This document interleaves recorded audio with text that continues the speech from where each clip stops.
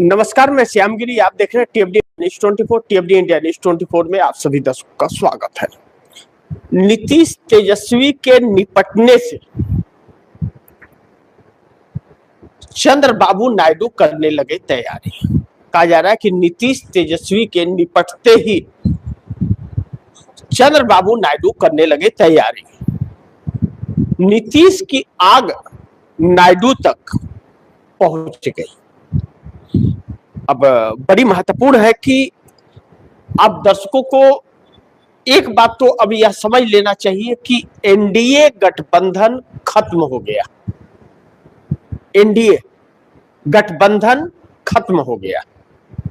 वह यूं भी कही जा रही है कि अब एनडीए गठबंधन के अंदर कोई ऐसा बचा ही नहीं है कि अब किसी को तोड़ने की या जोड़ने की जरूरत पड़े। खुद ब खुद सब के सब लाचार। इसमें अगर कोई है तो वह चंद्रबाबू नायडू है और अगला नंबर भी चंद्रबाबू नायडू का ही होने वाला है। अब इस बीच तेजस्वी यादव के कैरियर को जिस तरह से द एंड कर दिया गया, नीतीश के चक्कर में तेजस्वी अपना कैरियर का द एंड करवा बैठे। जेडीयू के बाद जो आरजेडी सत्ता के नजदीक तक पहुंच सकती थी, उस आरजेडी को चुनाव में मिली करारी हार और लैंड फॉर जॉब मामले में पीएमएलए कोर्ट की सक्रियता और चुनाव परिणामों के बाद तेजस्वी यादव पर मनी लॉन्ड्रिंग के एक और केस का लग जाना, यह सब कुछ दिखाता है कि लालू प्रसाद यादव की पार्टी और उनके परिवार को मायावती बना दिया गया। अब नीतीश कुमार 20 साल से भारतीय जनता पार्टी को छका रहे थे कि मुख्यमंत्री बिहार जब तक रहेंगे मुख्यमंत्री वही रहेंगे। अब लोगों के अंदर असंतोष इस बात का है कि जेडीयू यानी कि नीतीश कुमार के नाम पर वोट मिले हैं और नीतीश के नाम पर वोट देकर भाजपा का सीएम नहीं चाहिए। इसको लेकर के बिहार के अंदर विरोध हो रहा है। अब विरोध हो रहा है तो भारतीय जनता पार्टी को उससे कोई मतलब नहीं। विरोध तो दुनिया कर रहा है, दुनिया नकारी सरकार कह रही है, दुनिया थूक रही है चेहरे पर, और हमारे देश का फैसला कोई और कर रहा है अमेरिका में बैठ करके, तो हमारे प्रधानमंत्री मोदी के मुंह पे तो थूक रहे हैं लोग, तो उनको क्या फर्क पड़ता है। तो बेइज्जती तो उसकी होती है जिसकी कोई इज्जत होती है। तो अब नीतीश कुमार को अब कोई फर्क नहीं पड़ता कि दुनिया और बिहार उन्हें क्या कहेगी। दुनिया तो कुछ नहीं कहेगा, दुनिया तो उन्हें पलटू और पलटू राम कहती ही है। अब तो गद्दार भी कह रही है कि देश का सबसे बड़ा गद्दार साबित हुआ ऐसी सरकार को बनाए रखने में। वह लोगों की बात है, चर्चा लोग ऐसी कर रहे हैं। लेकिन इससे भी ज्यादा ललन सिंह और संजय झा को जो भद्दी भद्दी गालियां बिहार के लोग दे रहे हैं कि दो गद्दार ललन और संजय, यह जो ठाकुर और ब्राह्मण का कम्युनिकेशन भारतीय जनता पार्टी ने बना करके नीतीश कुमार की पार्टी जेडीयू को समाप्त किया है। ललन सिंह और संजय झा को चुनाव लड़ना नहीं है और ललन सिंह को भी आगे चुनाव लड़ने की अब जरूरत नहीं पड़ेगी। राज्यसभा के जरिए चुन के चले जाएंगे अगली बार, उसके बाद उनके कैरियर खत्म। लेकिन जेडीयू को पूरी तरह से इन दोनों भेदियों ने इस हालात में पहुंचा दिया कि नीतीश कुमार को सरेंडर करना पड़ गया। अब आरसीपी सिंह आने वाले थे या मनीष वर्मा थे, सबकी अब छुट्टी होने वाली है, या फिर कुछ और नया षड्यंत्र लागू हो जाएगा, क्योंकि अप्रैल में नीतीश कुमार इस्तीफा देंगे, अभी इस्तीफा दिए नहीं है। इस बीच तेजस्वी यादव जो कांग्रेस के साथ रह करके कांग्रेस को धोखा दे रहे थे और बिहार में सीएम का चेहरा घोषित करवा के सीएम बनने की लालसा पाले हुए थे, अब विपक्ष में रहने के लायक भी आने वाले वक्त में नहीं बचेंगे। जैसे ही भारतीय जनता पार्टी का प्रधानमंत्री चुना गया, जो अब चुना ही जाएगा क्योंकि नीतीश ने तो इस अब पर्चा दाखिला राज्यसभा का कर दिया है, तो अप्रैल में तो इस्तीफा दे ही देंगे। ऐसे में तेजस्वी यादव की पार्टी आरजेडी का द इंड बिहार के अंदर हो गया। लेकिन नीतीश कुमार ने जो कारनामे किए हैं उससे पार्टी के अंदर दो फाड़ जरूर हो गया है और विरोध ललन सिंह और संजय झा और भारतीय जनता पार्टी का हो रहा है, जम के हो रहा है। यानी कि जेडीयू अब दो फाड़ों में तब्दील होने वाली है, इस बात से कोई इनकार नहीं कर सकता। अब ऐसे में नीतीश की आग जो है वह चंद्रबाबू नायडू तक पहुंच गई है। चंद्रबाबू नायडू भी इसको लेकर के बहुत सक्रिय और बैठकों का दौर शुरू हो चुका है। वह बैठक क्या निर्णय लेगा या मैं नहीं जानता, यह वक्त बताएगा चंद्रबाबू नायडू क्या करेंगे नहीं करेंगे।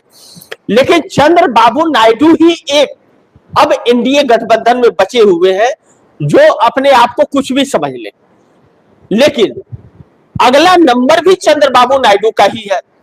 और जब ऐसे है तो एक सवाल यह उठ रहा है कि नीतीश क्यों हुए मजबूर राज्यसभा जाने के लिए। ऐसी क्या मजबूरी थी नीतीश कुमार की कि राज्यसभा उन्हें जाना पड़ा, और एनडीए पूरी तरह से खत्म हो गया नीतीश कुमार के पर्चा दाखिला के बाद ही, क्योंकि एनडीए में और कोई ऐसा बचा नहीं कि जिसे तोड़ने की जरूरत है। जैसा मैंने कहा, अब चंद्रबाबू नायडू है तो चंद्रबाबू नायडू को फैसला लेना कि उनको क्या करना है, लेकिन अगला नंबर उन्हीं का है। जिस तरह नवीन पटनायक नहीं छूटे, जिस तरह शिरोमणि अकाली दल को नहीं छोड़ा, जिस तरह नीतीश को नहीं छोड़ा, जिस तरह से देवी गौड़ा को नहीं छोड़ा, जिस तरह से शिवसेना को नहीं छोड़ा, अब चंद्रबाबू नायडू का आखिरी नंबर है। यही आखिरी है एनडीए गठबंधन के, और बाकी सब तो इक्का दुक्का वाला, वो कभी इधर कभी उधर चवन्नी, जिससे कोई फर्क नहीं पड़ता वो है। तो ऐसे में दो अहम सवाल उठ खड़े हुए हैं कि नीतीश को मजबूर होना पड़ा राज्यसभा जाने के लिए। मोदी ने किसके कनपटी पर लगाया, किसके कनपटी पर लगा करके मजबूर किया। कह रहे थे ना मोदी जी बिहार में कि कनपटी पे कट्टा, तो किसके कनपटी पे कट्टा लगा नीतीश कुमार को मजबूर करने के लिए। बेटा के पास तो कुछ है नहीं कि जो मनी लॉन्ड्रिंग का कुछ केस कर दे, नीतीश के पास भी ऐसा कुछ नहीं है और न तो कुछ वैसा है। तो पार्टी में किसी और को लेकर के नीतीश कुमार इतने मजबूर हो जाएंगे, ऐसा बिल्कुल नहीं लगता। लेकिन नीतीश कुमार के ही कनपटी पे तो नहीं लग गई, क्योंकि सब तो इन्हीं के हाथ में है। भारतीय जनता पार्टी के गृह मंत्रालय भारतीय जनता पार्टी के हाथ, सिक्योरिटी सुरक्षा भारतीय जनता पार्टी के पास। तो ऐसा क्या हो गया कि जो नीतीश कुमार चंद दिन पहले सक्रियता दिखा रहे थे, अचानक वह नीतीश कुमार कैसे सरेंडर हो गए। इस सवाल का जवाब बिहार के लोगों को नहीं मिल रहा है, और बिहार के लोग गालियां दे रहे हैं नरेंद्र मोदी और संजय झा और ललन सिंह को। अब कहा जा रहा है कि संजय झा और ललन सिंह, इन दो लोगों ने, ठाकुर और ब्राह्मण ने मिल करके गद्दारी की है। इन्हें गद्दार की संज्ञा बिहार के अंदर दे रही है महिलाएं भी और पुरुष भी। और भारतीय जनता पार्टी को तो गद्दार कहती है कि वह किसी की सगी नहीं है। ऐसा कोई बचा नहीं जिसको भाजपा ने ठगा नहीं, तोड़ा नहीं, मरोड़ा नहीं। तो अब ऐसे में नीतीश कुमार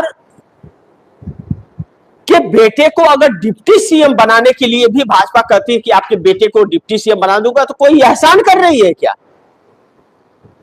नीतीश कुमार के पास 85 सीटें, 12 सांसद हैं। नीतीश कुमार के बेटे को मुख्यमंत्री भी बनाना पड़ जाएगा भारतीय जनता पार्टी को।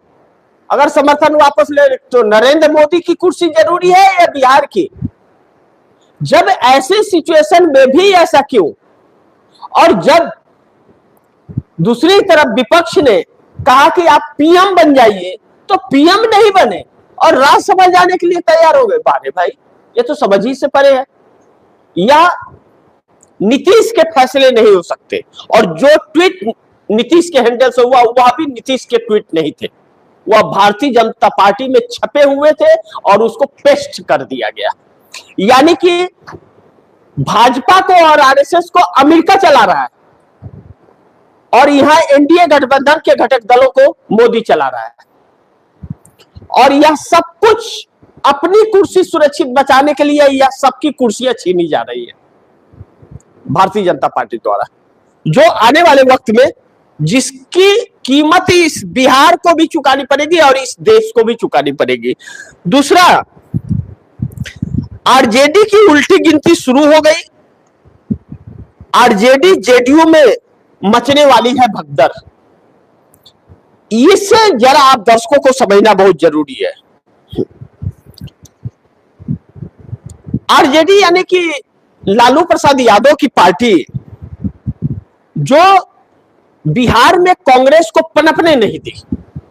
जब सीट बंटवारे होंगे तो ऐसी सीटें कांग्रेस के कोटे में देती थी जहां पर कांग्रेस का जनाधार ही ना हो, और जहां जनाधार है वहां सीटें खुद ले लेती थी। भारतीय जनता पार्टी से अंदर ही अंदर इनका जो सेटिंग चल रहा है, लैंड फॉर जॉब मामला आने के बाद से ही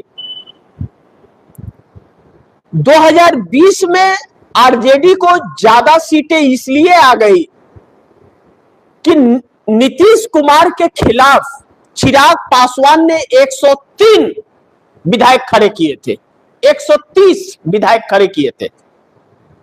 तो नीतीश और चिराग के चक्कर में वह वोट बट गए और विपक्ष का वोट एक तरफा रह गया, तो जेडीयू को ज्यादा सीटें आ गई। लेकिन लालू प्रसाद यादव के बाद कभी भी सत्ता के नजदीक नहीं पहुंची,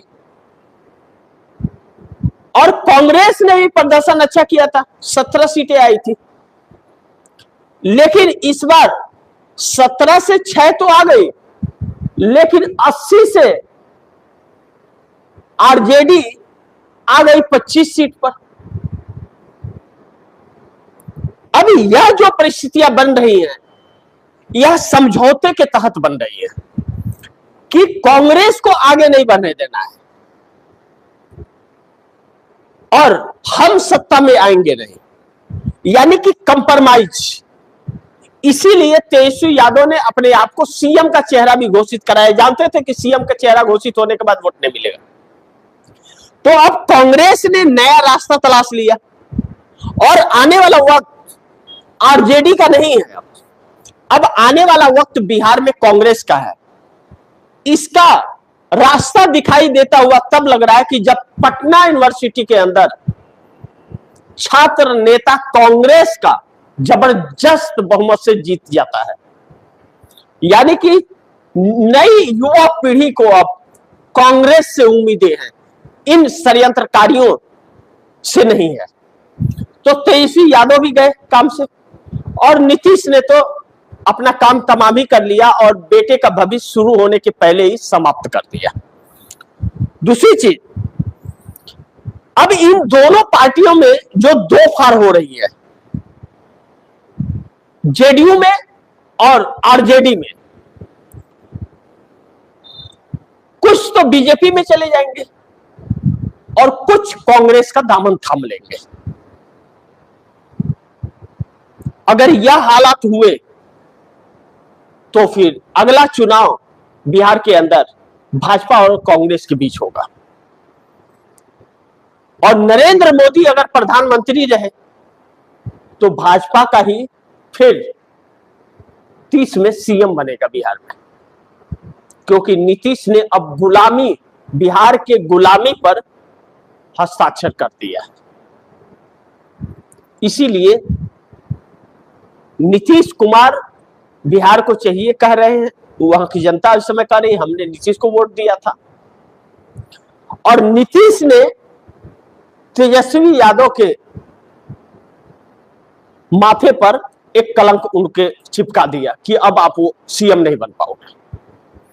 अगर नीतीश ने तेजस्वी को सीएम बना दिया होता तो कुछ तस्वीर होती, अपने बेटे को ही सीएम बना दिया होता तभी भी एक तस्वीर आ जाती,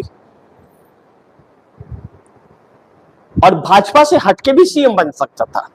और नीतीश भाजपा से चाह करके चाहते तो प्रधानमंत्री बन सकते थे, लेकिन कहते हैं ना कनपटी पे कट्टा, तो कनपटी पे कट्टा चला या कंप्रोमाइज हो गए। किन मजबूरियों में नीतीश पलटे 2 बार तो सरकार धनक गई, और इस बार केंद्र में पलट जाती, क्योंकि इस बार केंद्र में बहुमत नहीं है, और पिछली बार केंद्र में बहुमत था भाजपा के पास। यह षड्यंत्रकारी जो विभाग चल रहा है भारतीय जनता पार्टी का, यह षड्यंत्रकारी विभाग सिर्फ इसे राजनीति के तौर पर मत देखिए, इस देश के नजरिए से देखिए कि अब बिहार के अंदर क्या होने वाला है, और गरीबी कितनी और लाचारी कितनी बढ़ने वाली है। कहा जा रहा है कि नीतीश कुमार के राज्यसभा टिकट लेकर अब पर्चा दाखिला करने के बाद, नामांकन करने के बाद केंद्र सरकार से 30,000 करोड़ का बिहार को सहयोग दे दिया गया कि लूट लो जितना लूटना है। नीतीश थे तो नहीं मिल रहा था, सैलरी देने के लिए पैसे नहीं थे, पेंशन देने के लिए, और नीतीश के नामांकन करते ही केंद्र सरकार खुश हो गई। 30,000 करोड़ लूट, खूब लूट, जबरदस्त एकदम। यह चीजें जो चल रही है वह बड़ी चौंकाने वाली है, देखना बड़ी महत्वपूर्ण होगा। अब नीतीश मजबूर हुए हैं, इस बात से इनकार नहीं कर सकते, और राज्यसभा जाने के लिए उनको मजबूर किया गया, वह अपनी मर्जी से नहीं जा रहे, इसमें कोई शक नहीं है। लेकिन एनडीए नीतीश के हटने के बाद एनडीए पूरी तरह से खत्म हो गई है, अब एनडीए कुछ रहा नहीं। और चंद्रबाबू नायडू का जो सिचुएशन है इस समय, चंद्रबाबू नायडू एस और नो के डिसीजन में क्या डिसीजन, उनका आंसर क्या आता है, वह देखना महत्वपूर्ण होगा उसके बाद। लेकिन अब कोई एनडीए है नहीं, और बाकी जो है उनको निपटने में बहुत अच्छी तरह से सक्षम है। 2 बैसाखी थी नीतीश और नायडू की, तो नीतीश तो गायब हो गए, अब ना बचे हैं, नी चली गई, ना बचे हैं, तो नानी तो गई और नाना बचे हुए, तो नाना को भी निपटा लेंगे। तो अब देखते हैं कि चंद्रबाबू नायडू कितना सक्रिय और कितना क्या हो सकते हैं। लेकिन इस वक्त कुछ हलचलें आंध्र प्रदेश में तेज हैं, यानी कि नीतीश के साथ घटी घटनाओं की आग नायडू तक पहुंच चुकी है। देखते हैं क्या होता है, जो भी होगा खबरें आप दर्शकों तक लाता रहूंगा। आप दर्शकों की क्या राय है, क्या सुझाव है, कमेंट बॉक्स में जरूर दीजिएगा। इस खबर को ज्यादा से ज्यादा शेयर कीजिए, अपने दोस्तों को भी कहिए आगे शेयर करें। और आपने अगर टिप्डी इंडिया न्यूज़ 24 को सब्सक्राइब नहीं किया, सब्सक्राइब कर लीजिए, अपने दोस्तों को भी कहिएगा टिप्डी इंडिया न्यूज़ 24 को सब्सक्राइब करें। मिलते हैं अगली खबर के साथ, तब तक के लिए नमस्कार। लेकिन आप दर्शकों से गुजारिश है कि आप 6:30 बजे के कार्यक्रम में आप लोग जरूर जुड़े, और 6:30 बजे कुछ विशेष खबरों पर हम लोग चर्चा करेंगे जो बड़ी महत्वपूर्ण होंगे इस देश के लिए, दुनिया के लिए, हमारे देश की सरकार के लिए, और हमारे देश की सरकार की नाकामियों की जो फाइल है उसे आपको को जानना जरूरी है। और ईरान ने फिर कहर बरपाना शुरू कर दिया है। आज रात कौन सा कारनामा और कातिलाना रात लेकर के आएगा मैं नहीं जानता, लेकिन नजर बनाए रखना बहुत जरूरी।